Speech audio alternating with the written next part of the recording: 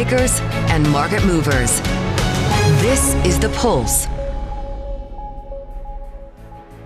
Good morning and welcome to The Pulse. I'm Lizzie Burden in London. Well, we begin this hour with oil prices in focus after Bloomberg reported that the US is still pursuing a third tanker near Venezuela. This as President Trump intensifies an oil blockade on Nicolas Maduro's government. For more, let's bring in Bloomberg's Jill Desis. Morning, Jill. Just bring us up to speed on the latest on the scale of this blockade and just how much it's choking off oil. Sure, Lizzie. So I think that really from a political standpoint, this is obviously an incredibly significant blockade. We're talking about, what's really the U.S.'s largest military incursion in the Caribbean in decades. I mean, the scale of now pursuing this third oil tanker really does put this on a pretty severe scale and represents a very dramatic escalation of the U.S.'s efforts to, go after Venezuela. Obviously, the Trump administration in particular, I mean, they sanctioned Venezuela and oil back in 2019. But this does really represent a pretty significant ratcheting up of those tensions and obviously of the U.S.'s involvement here. So where does it leave oil in the context of the oversupply concerns that we've talked about so much in recent weeks and months, Jill? Yeah, Lizzie, so this is where I think there's actually a little bit more nuance here. Obviously, we've seen some reaction so far during Asia trading in the oil market, up about 1% or so. I think the thing, though, is that you have to keep in mind that Venezuela has really been under pressure for, at this point, years. I mean, remember, it was back in 2019 that the Trump administration was sanctioning Venezuela. We saw oil production at one point drop down to as low as 400,000 barrels per day. Now they're saying, as of over the weekend, production was at about 1.2 million barrels per day. Obviously not massive, but a step up from there.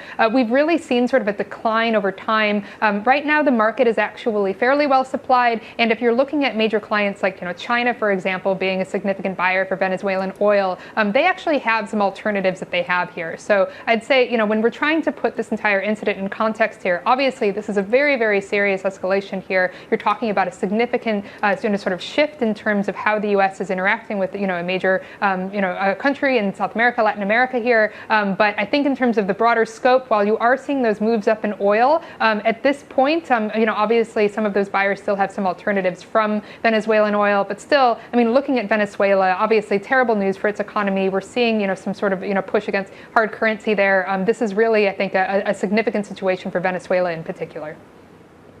OK, Jill, thank you for the update. Bloomberg's Jill Desis there. So amid those geopolitical tensions that Jill mentions, it's not just oil that's moving. You also have gold, silver and copper hitting new records. And it's not just on the US intensifying this oil blockade against Venezuela. You also have Ukraine attacking an oil tanker from Russia's shadow fleet in the Mediterranean for the first time. So gold on track for its best annual performance since 1979, bouncing back from that retreat we saw after its October peak, when it felt like that rally was perhaps a bit overheated. And it's not all down to geopolitics. You've got looser monetary policy also helping the precious metals. Traders betting that the Federal Reserve will cut rates twice in 2026 after last week's economic data. Plus, of course, President Trump's encouragement of looser monetary policy. And if we just stay with metals, we also, as you can see here, have copper on track for its biggest annual gain since 2009, charging towards $12,000 a tonne at the tail end of a momentous year, dominated by the trade turmoil, the tight supply, and, of course, that optimism for long-term demand. But let's get back to the geopolitics, because, as I say, oil traders keeping another eye on Ukraine peace talks as well as Venezuela. US Special Envoy Steve Witkoff saying that Trump officials held productive and constructive talks with Ukrainian and European counterparts in Florida. Bloomberg's chief Europe correspondent Oliver Crook is here with the detail. Ollie, does it look like Ukraine's going to accept the territorial concessions that Trump's been pushing? I think it's very difficult to tell at this stage. I think the momentum that we've got from the Trump administration, I do think that has put a lot of pressure on the Russians as well as the Ukrainians to start amending some of their positions, not all in public, quite obviously, but I suspect that we heard the Ukrainians say that they might hold a referendum on territory. That is a sort of meaningful step, a meaningful signal from the Ukrainians, but it's very hard to see what's going on under the surface of these negotiations after we got that 28-point plan where everything was sort of spilled out about. Everything's gone sort of underground since then in those discussions. But the action was all in Florida. There was a suggestion that there could potentially be a meeting between the Ukrainians, the Russians, and the U.S. I don't know that we're quite there at that point. But the action has certainly been elsewhere. We saw, for example, this morning in Moscow, a car bomb killing a senior general from the Russian military. No one has claimed it yet. The Ukrainians have not given a comment on that. But we've seen the Ukrainians certainly get much more inventive in some of the things that they've been doing. It's the third senior general that they've killed this year, if this is in fact them. But there's also been disabling of all the shadow fleet across the Mediterranean and elsewhere, as well as managing to hit submarines that are docked with drones. So really very inventive things from the Ukrainians over the last couple of weeks and months. And of course, you were in Brussels last week. You covered the summit at which they agreed this substantial loan to Ukraine. Has that changed the situation? I think it makes a huge difference for the Ukrainians. And when I spoke to Zelensky just 6 or so weeks ago, he said basically this is for us is a matter of life and death. This is a matter of survival. If we do not have these funds, basically they would be forced to surrender to Russia. Now they're in a position that they can continue their war effort for the next year, next 2 years. It can also help out with their budget. But at the same time, it's also the difference between sitting across the table of you and me in a negotiation but having $0 in the bank and $100 billion in the bank. And that's what they've got now. So at least they can fight another day and try to get to a better position and more leverage in those discussions. Yeah, Poland's Donald Tusk put it well. Money today or blood tomorrow. So just talk to us about the internal tensions at the EU and how they failed to reach a deal on frozen assets, because that was plan A, wasn't it? Absolutely, it was plan A. And even Friedrich Merz, the Chancellor of Germany, going into this meeting was basically saying there is no plan B. And then suddenly, what do we find 18 hours after in negotiations? Not only is there a plan B, they're going with plan B. And it's a plan B that involves joint debt at the European level. I mean, this is something that if we had been talking about it in the weeks leading up to this, would have been a lot of commentary, a lot of pressure domestically within Germany, a lot of these frugal countries. They managed to get it over the line, and we're not saying a whole lot about it. What I think is really very interesting is all of these European leaders want to say that we've won here, we don't have the risk on our balance sheets, it's Russia that's paying for this. That's not strictly speaking true. What they have done is kick the can down the road. They don't know what they're going to do with these Russian assets. The positive side of that is that it's still on the table potentially to use in the future. But where does this risk lie? We're talking about 90 billion euros that is now sitting with the European Union. As far as we can tell, again, we're going to wait for more details, but that's something that, the Chancellor Merz wants to say, we're actually not holding that risk, and that's not strictly speaking true. Okay, Ollie, good to see you. Bloomberg's Oliver Crook here with us in London. That's our chief Europe correspondent. Now, the trade dispute between the EU and China continues to bubble away. Beijing has levied tariffs of up to 43% on some dairy imports from the European Union following an anti-subsidy probe. China launched an investigation focusing on fresh and processed cheese last year. Brussels has challenged the probe by requesting consultations via the World Trade Organization.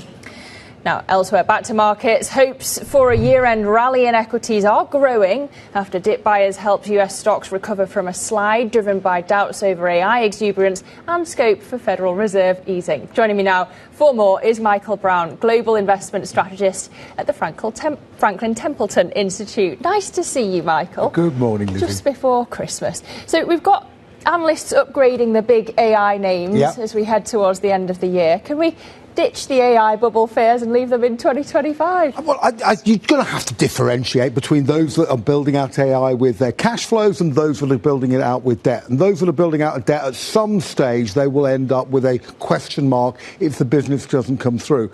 However, I think when we look at those top four, the hyperscalers, I think we can be really confident that they will build out the product, they will be successful with the products, and actually at the moment there's quite a lot of room for upgrades in those numbers. But the hyperscalers have got such a head start, right? How much is this going to broaden out in the next year? Well, what you typically see, I'm going to take you all the way back to the railroads in the 1830s, right? Liverpool to Manchester, brilliant idea in 1830. London to Brighton, 1841, a brilliant idea again.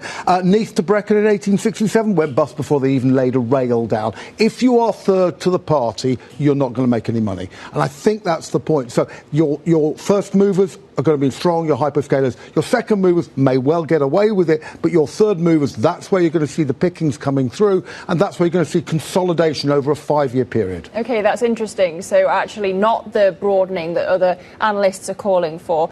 To what extent can that stock rally then continue if the Fed isn't as dovish as priced? Well, we think the Fed will be. We think actually also that there's a steepening here, so we think that we're going to see something between 25 and 40 basis points of steepening in the the US yield curve, and that broadens out your US equity rally. So that small and mid-cap area in particular is going to see, I think, some significant gains. And the economy, having been slow in the first half of 25, is gently picking up and gently recovering, and that breadth is going to see better earnings numbers. Q3 earnings numbers were excellent in the United States right across the board.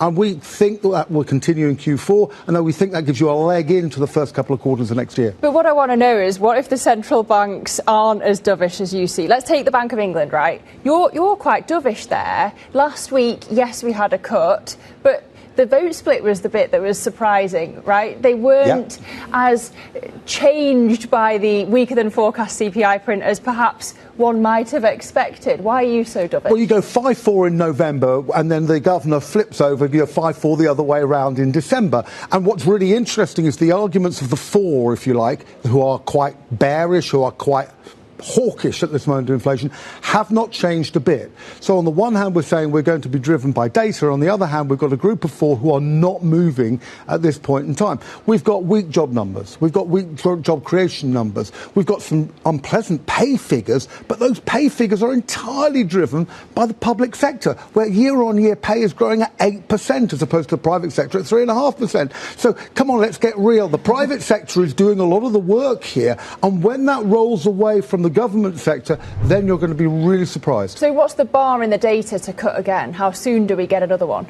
Well, the market will tell you April. I wouldn't be at all surprised if we have some further weak employment data in the first quarter of next year, which shunts them forward by a meeting or so. Wow, OK. And you're even dovish about the ECB, despite all the market repricing we saw off the back of Isabella Schnabel's hawkishness. How vulnerable, if you're right, does that leave the euro? Well, the euro's been fantastically strong, and the amazing returns in the European equity markets are clearly driven, a very big part in the euro. It's been good locally, but it's been great if you add on that extra strength. And that is a problem for the euro area. So on the one hand, we're enjoying those rates of return in dollar terms, but on the other hand, that is also putting pressure on European business. It's deflationary. And that's one of the reasons why. I mean, we don't think the dollar is going to be particularly strong. We think it's going to be soggy, is the best word I can use for 2026. And on that basis, we think that there is room for another cut. And, the deflationary forces that we saw post-2010, we think they're back. And in particular, Chinese deflation, notwithstanding all the tariffs conversation, is back. We've got to factor these things in, and they're going to be around during a period of slow to average growth. So earlier discussing about how gold and silver are at record highs, partly because of the dovishness, the Fed cut bets, and yet you don't see much need for safe havens in 2026. Why is that? The IMF gave a wonderful word right at the top of their global economic forecast. It was a dull, right? But dull is also dependable. We're going to do about 2% growth in the States this year, 1.5 or so in Europe, 1.5 in the UK.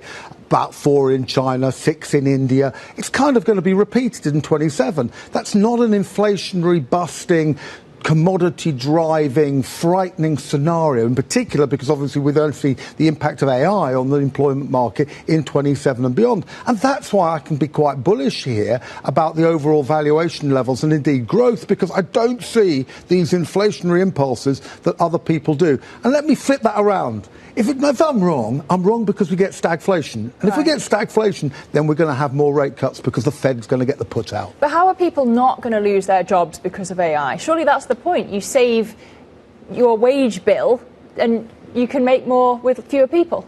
One of the great fallacies of every single innovation that we go through and every paradigm change that we ever have is that somehow or other, either I'll be able to do the same job for working for less time for the same money, or we're going to need fewer people. What happens is that releases resources and you find yourself doing something else with the time available. And that is going to be exactly the paradigm that we will end up. Please don't think, I'm terribly sorry to give people not a Christmas present, but please don't think you're going to be able to go to a 4-day week on the same pay. You're not. You're going to be working 5 days and you'll be doing 20% more in those 5 days. You killed my dreams, Michael. Just finally, before we let you go, if not gold, which havens would you recommend then in 2026? I still think if we're right about rate cuts, if we're right about this fairly low inflationary picture, then you need cash flow, right? And yes, I know that the gold is having a boost from, frankly, I think it's the weakness in Bitcoin more than anything else at this point in time.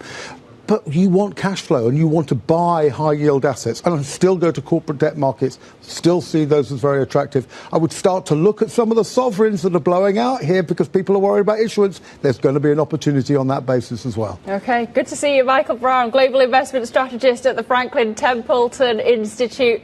Wish you a Merry Christmas when it comes. Well, President Trump's top economic advisor says that a Supreme Court ruling against the administration's tariffs regime risks creating a major administrative problem.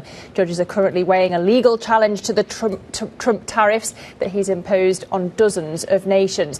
Kevin Hassett says that the challenges of refunding the levies should deter the court from ruling that way. We really expect the Supreme Court is going to side with us.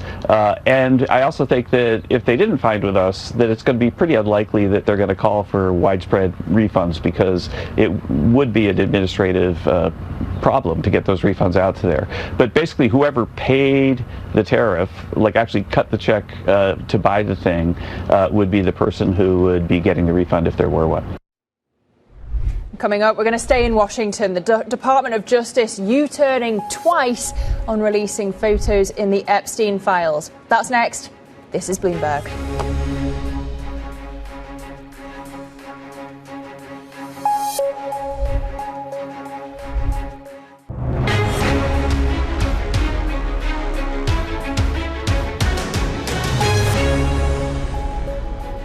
The conversations that matter and the insights you need. This is The Pulse, and I'm Lizzie Burden in London. Well, the Trump administration has defended the decision to pull several pictures from the latest release of documents related to Jeffrey Epstein.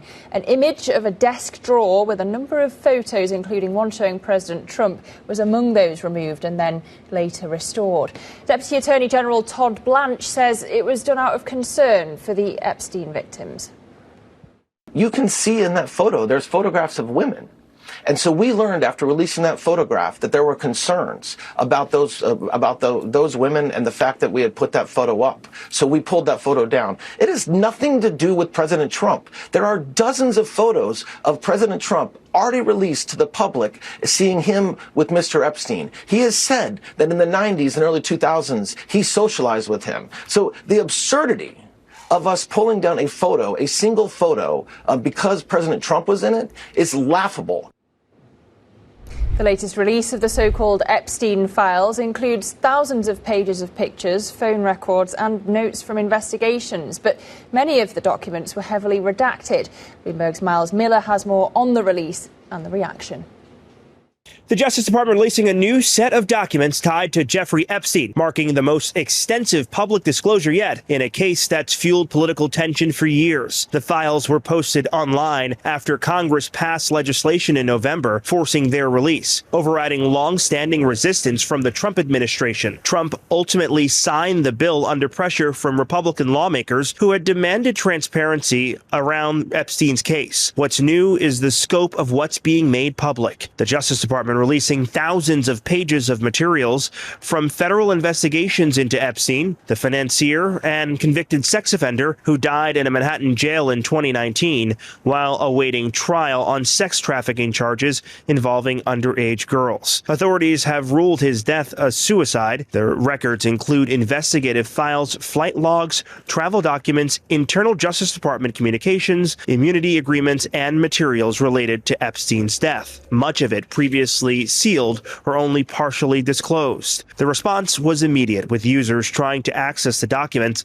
being placed into online queues as traffic overwhelmed the Department of Justice website. Officials emphasized that this is not the final release, with Deputy Attorney General Todd Blanche telling lawmakers the volume of materials to be reviewed meant that it wasn't possible to meet the law's requirement to release all files by Friday. He said more documents are expected in the coming weeks as officials continue to review records to protect victims and avoid compromising ongoing investigations. Among the materials released are photographs and records involving prominent figures. One tranche includes a photo of former President Bill Clinton with the late musician Michael Jackson. Clinton has denied knowledge of Epstein's crimes. The release carries political risk for Trump, who has acknowledged a past social relationship with Epstein, but says he had cut ties with him decades earlier. Earlier disclosures this year were criticized as incomplete, fueling anger within Trump's base. With more records still under review, Friday's release is unlikely to be the last chapter in the Epstein case. Bloomberg's Miles Miller reporting there. For more, let's bring in Bloomberg senior legal reporter Jonathan Browning. Jonathan, from a legal perspective, what stood out to you from what's been released so far? Well, to be honest, the main thing was actually the very release of the documents itself. That was the main event. There haven't been huge headlines of completely new disclosures coming across our screens from this release of documents. It was, as that VT showed, right, the anticipation and expectation actually of delivery. There was this queue at the Justice Department website in order to actually see these documents. The photographs stand out. They're immediate. They're very visible. Bill Clinton features quite prominently. He's said it's a diversionary tactic. In the UK, the former Prince Andrew Mountbatten, Windsor, there are photographs there. There are photographs of him with redacted photographs, but in Sandringham, the royal residence, at Ascot, in these places of society.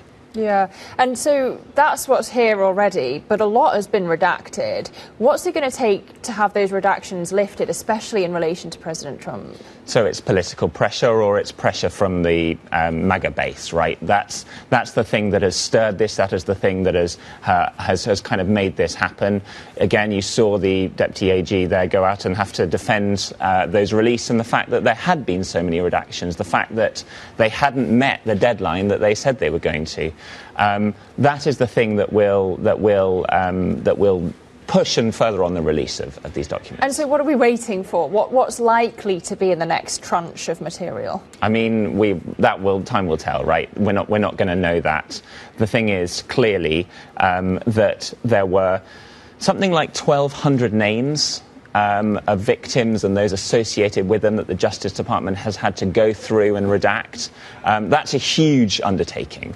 And so it is in those, what they're saying is it is in those connections, the people that are linked to them, that we've seen those redactions, and that's what they have to work through over the coming weeks. OK. All right. Bloomberg senior legal reporter Jonathan Browning, thanks so much for walking us through it. Meanwhile, President Trump has announced deals with 9 more pharmaceutical companies in a bid to lower drug prices for some Americans. The agreements with companies including Sanofi and GSK come in exchange for a 3-year reprieve from threatened tariffs. The latest pledges include price cuts for low-income earners and matching of international prices. In other news this morning, Uber and Lyft are each teaming up with China's Baidu to trial driverless taxis here in the UK. Uber says a pilot programme using the robo-taxis in London will start in the first half of 2026, with commercial services expected in the city before the end of next year. Separately, ride-hailing platform Lyft will also carry out UK tests next year, with dozens of the same vehicles pending regulatory approval. Well, coming up on the programme, after the budget uncertainty in the UK, could there be a sales rebound in the run-up to Christmas? We'll look ahead to that next. This is Bloomberg.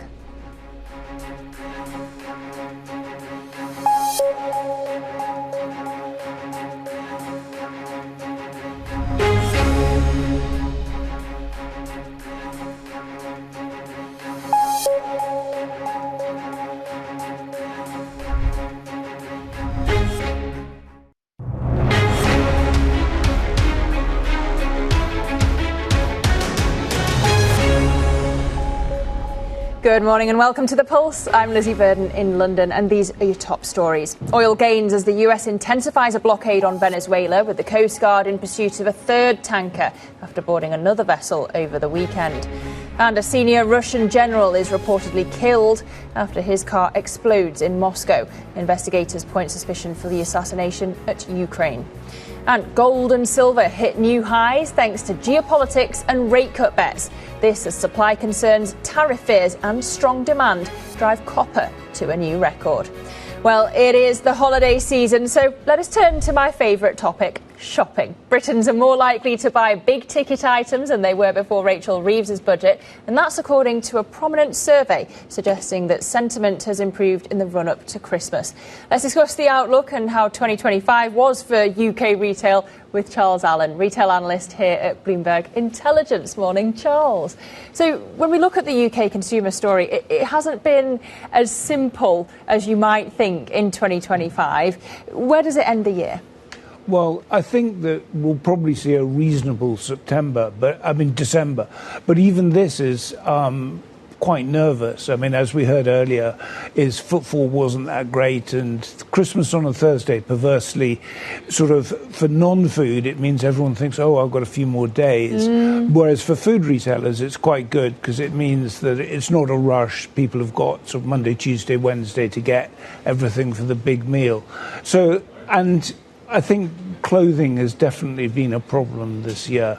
It's been persistently warm through the fall, so sales have gone on promotion a bit early, probably. OK, and what's the outlook specifically for food inflation? Because that's crucial, of course, the consumer outlook. It is, and unfortunately, I mean, it seems that, some of the things that are driving food inflation are just there, and things like beef and the dairy categories where inflation is high. I mean, there are structural reasons why they're going to stay high. Well, you're not thinking of the B word, are you? Brexit? No, it's just that you can't breed cattle that quickly. So if you have a shortage of cattle, it's not like pigs where you can rectify it in a few months. It takes years to get back to the right number of cows and beef cattle and so on. So that's a price rise that could continue. Whether it'll be offset by some falls in other things like oils, we'll have to see. And so more broadly, how is retail holding up this holiday season? We've just, of course, had the budget. There was lots of uncertainty around the budget.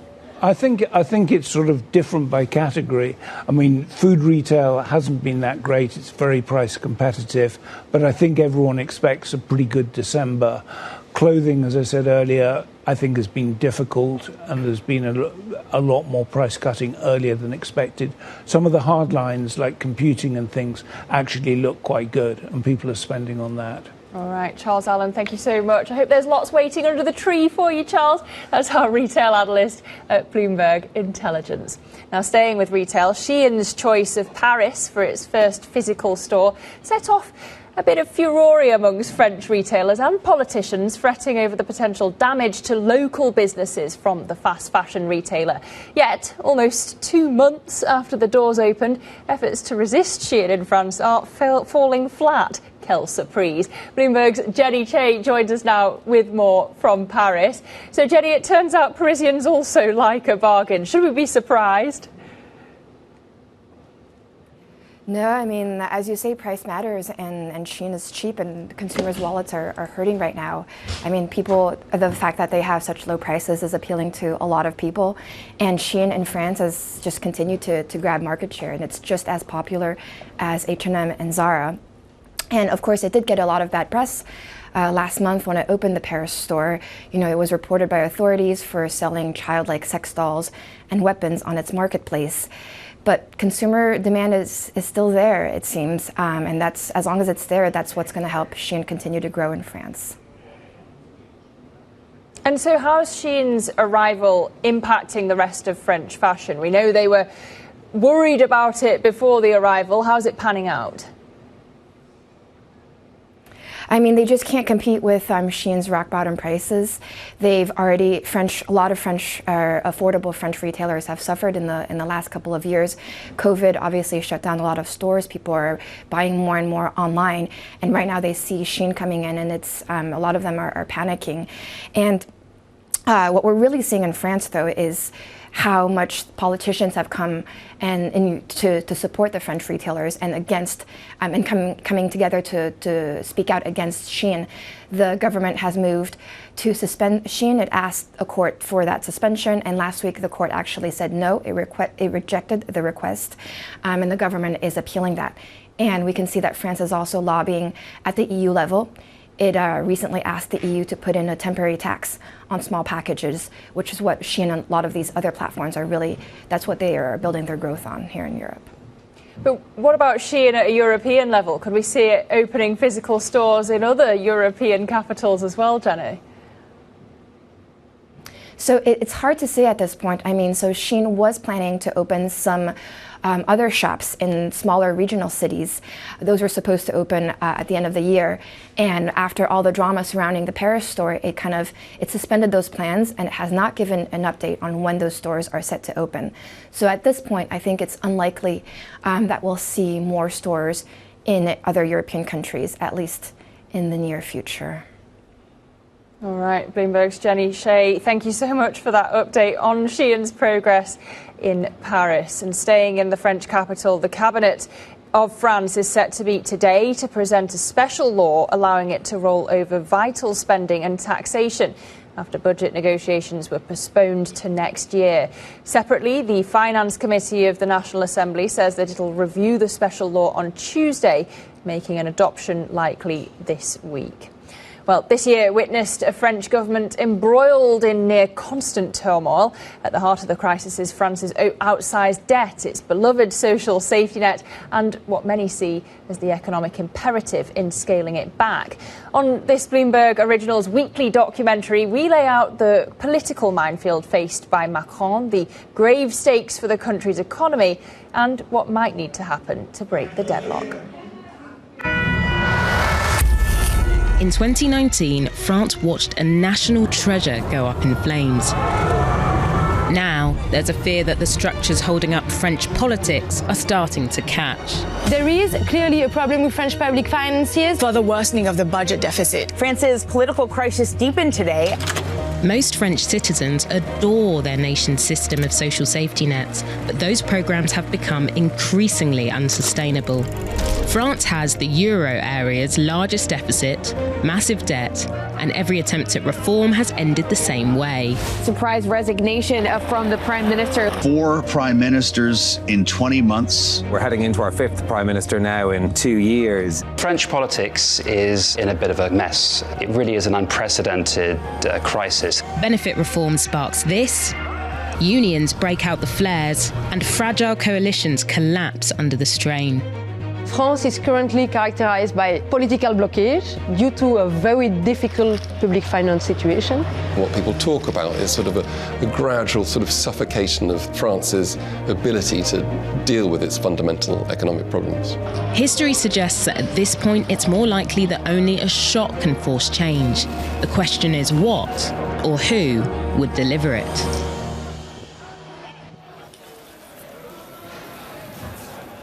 Viewers could watch that weekly documentary via the terminal or on the Bloomberg Originals YouTube channel. Well, staying with European politics and turning to Spain now, Prime Minister Pedro Sánchez has suffered a large defeat in a regional election. The People's Party won 43% of votes with 29 seats, while Sánchez's Social Party won 18 seats. Support for Sánchez has been eroded in recent months by scandals and graft investigations, leaving the government increasingly isolated politically, despite Spain's strong economic performance. Well, coming up, we shall turn back to shopping, how we shop online. It could be about to go through a huge transformation. We'll be speaking to Katharina Schumacher, partner and tech expert at McKinsey. That's next. This is Bloomberg.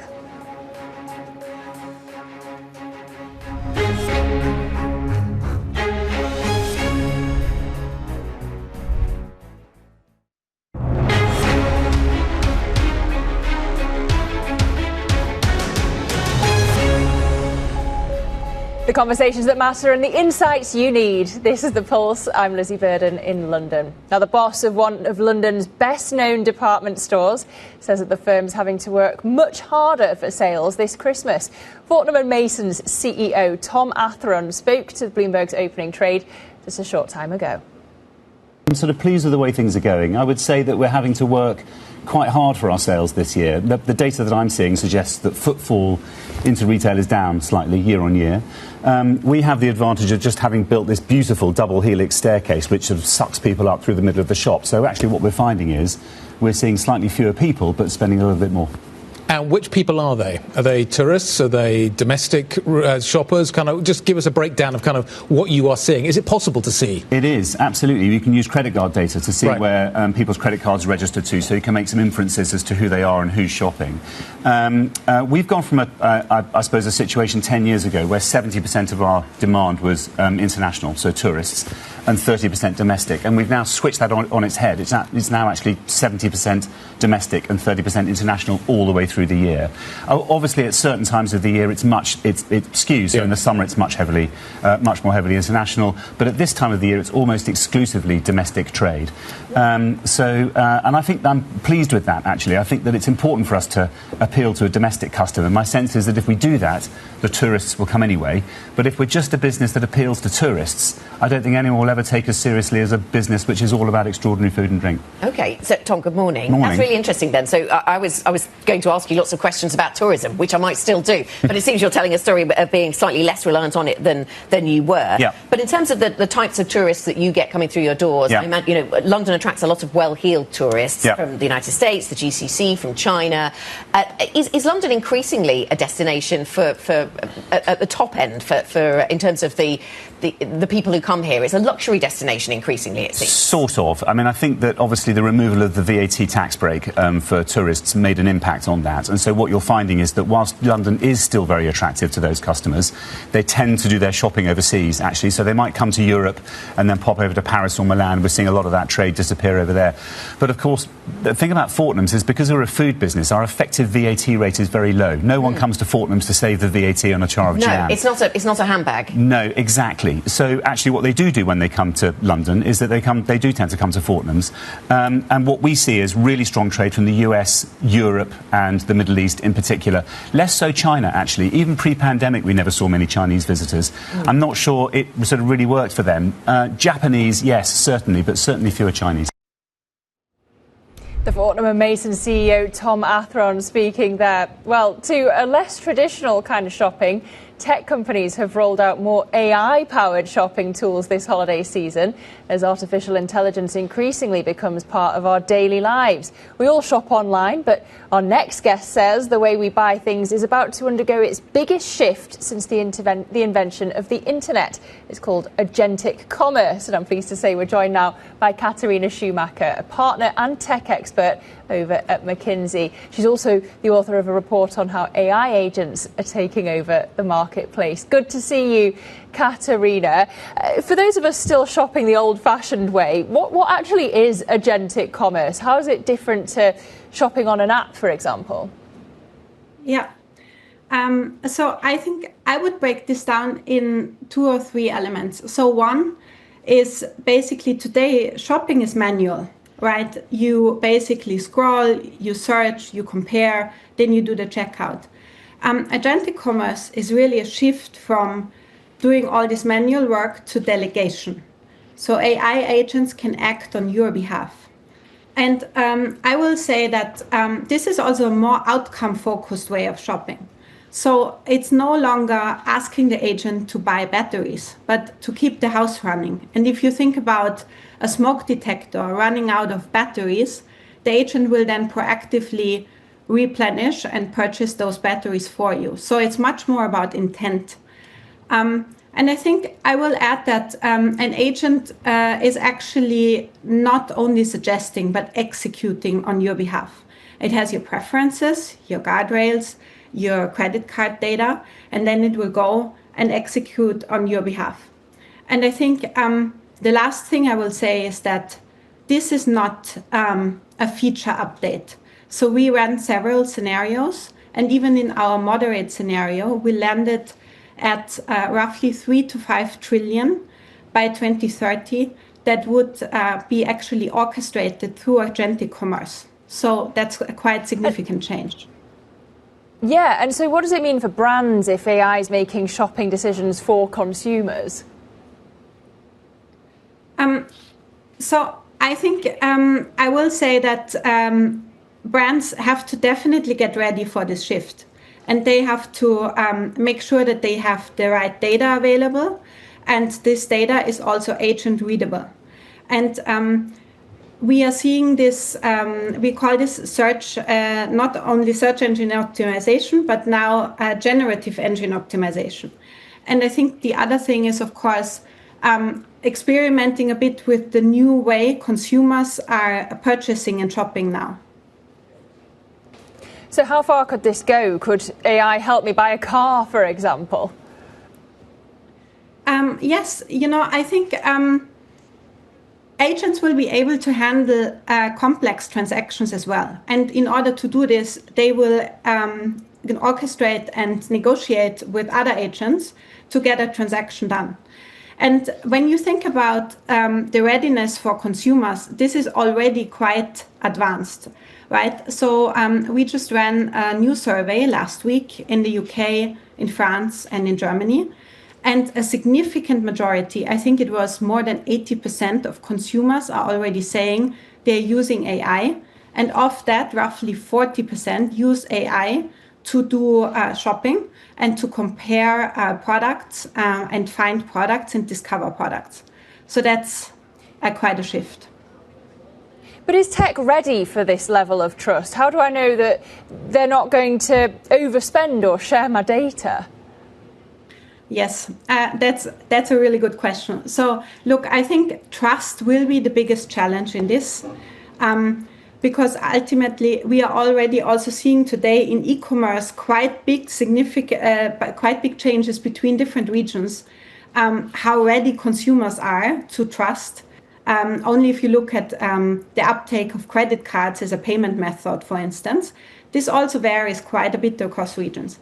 So what we will see is we will see a different uptake and different levels of autonomy across the different regions.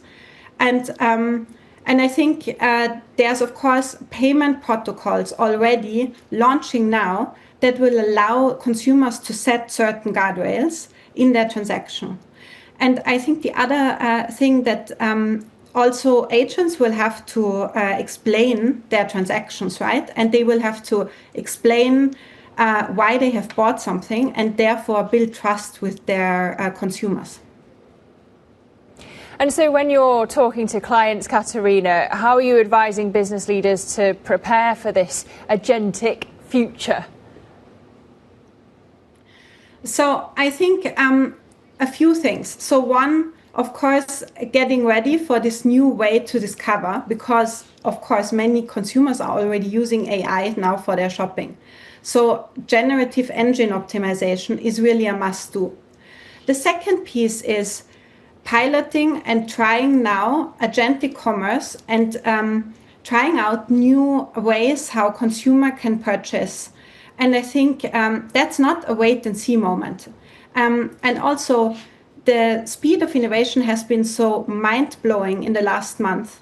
It's very important not to sit back and wait, but really try out. And I think the last thing I will say is also stress testing business models, because, of course, if consumers' journeys change so significantly, business models might have to adapt. All right, Katharina, great to hear from you. Katharina Schumacher there, partner and tech expert at McKinsey. Happy holidays to you. Well, let's stay with tech, shall we? The former CEO of TikTok says that he's confident the US majority ownership plan for the social media and e-commerce platform will unfold seamlessly. Kevin Mayer also told Bloomberg it's a show of faith in Oracle, which is among the companies leading the joint venture. I think it works operationally. I think having a company like Oracle, a very trusted company run by Larry Ellison, who's a trustworthy figure, obviously, being in the center, in charge of looking after and securing that U.S. data, that's crucial. And I think they're licensing the algorithm from China, so ByteDance will still own the code, but I do think this license will take another instance of the algorithm, all the code, put on Oracle servers, and then trained on the US data that Oracle alone has access to. So I think it's going to end up having a vastly different feed and sort of content algorithm than you'll see around the world. So I think that will work. And I think that ByteDance will, is now below 20% ownership, 19.9% ownership. That's a substantial difference from status quo. And I do think that ByteDance has an operational role commercializing TikTok, selling ads, making sure e-commerce works and all the other commercialization factors. But really, it will be run by a U.S. board and it'd be a separate U.S. company. Kevin, it works. It works, but the proof is in the pudding as to whether the algorithm is as powerful. How do you see, as someone who's in charge of content development and wanting to get your content out there in a marketing capacity, do you have confidence that it will be as good without ByteDance as heavily involved? Well, I think it probably will be. There's a lot of intricacies and a lot of AI, right? That's the word of the day, in that code. And I think that code base being kept intact is crucial. I think had they tried to recreate a new algorithm from scratch because of security concerns, that would have been exceedingly difficult. That has taken years and years and thousands of engineers in China to develop this very sophisticated AI recommendation engine. So the fact that they'll have access to that, it will remain interoperable with all the other TikTok instances around the world. I think that matters quite a bit. And I think just retraining that same code base, that same algorithm with US data should provide a very robust solution. I think it will be seamless. The former TikTok CEO Kevin Mayer speaking there. Let's finally, in our last few minutes together, focus back on what's happening in the markets this morning. You've got gold rising to an all-time high as the escalating political tensions, geopolitical tensions and bets on further US rate cuts have added to the momentum to the best annual performance in more than 4 decades. We can get analysis now with Ven Ram, cross-asset strategist for Bloomberg's Markets Live blog. And Ven, when you look at these moves in gold, I wonder how much they're about geopolitics. And if those tensions ebb, how much they're actually about bets on monetary easing? Morning, Lizzie. I think that, there's a lot of speculation riding on gold. So it's hard to kind of unpack the moves and say this is stemming from Venezuela, this is coming from risk sentiment elsewhere. But I think on the whole, if you look at what's happening in the commodities complex, silver has run up huge this quarter, and gold has trailed those gains by a considerable margin. Usually it's the other way around. Gold leads silver higher, but because of the supply squeeze in gold, in silver, gold has kind of followed in tow. And I think that momentum is going to continue into 2026 simply because the seasonality playing into it. In 17 of the past 20 years, gold has had a profitable first quarter, and that may continue because, of the Lunar New Year in China and wedding season in India, 2 of the biggest gold consumers in the world. So I think that, the market is kind of bulled up on the story that, gold will get to $5,000 an ounce, and at some point it becomes a self-fulfilling prophecy because traders start to look up and think, okay, 5,000 is the next target. So this is a bit about, speculation as much as it is about fundamentals. And then we've got JGB yields up again this morning. I'm looking at the 10-year up 6 basis points, above 2% right now. Of course, we started with the Bank of Japan hike on Friday. You've got the yen continuing to weaken. Is this cycle of higher yields, weaker yen, rate hike bets going to continue in the coming weeks? Yes, I think it is going to continue in the coming weeks simply because the Bank of Japan is behind the curve in terms of inflation control, and investors are sensing trouble here because on the one hand, Takaichi's government is pursuing fiscally expansionary policies. You've got monetary policy that is not as tight as it should be. So I think that the investors have moved on to embed a risk premium into the yen and JGBs, and that is what we are seeing. And there is, unless the government or the BOJ does something to quell those concerns, I think that risk premium is here to stay. All right. Ven, cross-asset strategist for Bloomberg Markets Live, we thank you so much. Later on Bloomberg TV, the Federal Reserve Governor Stephen Myron will be speaking to Bloomberg. Don't miss that at 1:30 p.m. UK time. That does it for the Pulse. Up next, Bloomberg Brief. This is Bloomberg.